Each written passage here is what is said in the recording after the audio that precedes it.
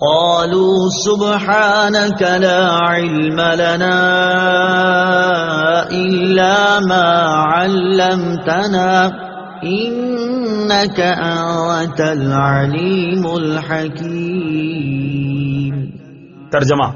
فرشتوں نے عرض کی، اے اللہ تو پاک ہے،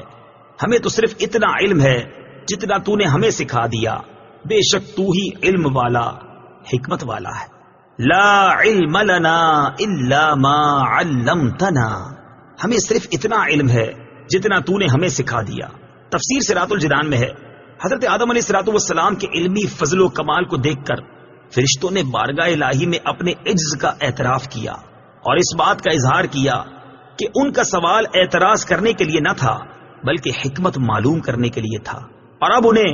انسان کی فضیلت اور اس کی پیدائش کی حکمت معلوم ہو گئی جس کو وہ پہلے نہ جانتے تھے۔ اس آیت سے انسان کی شرافت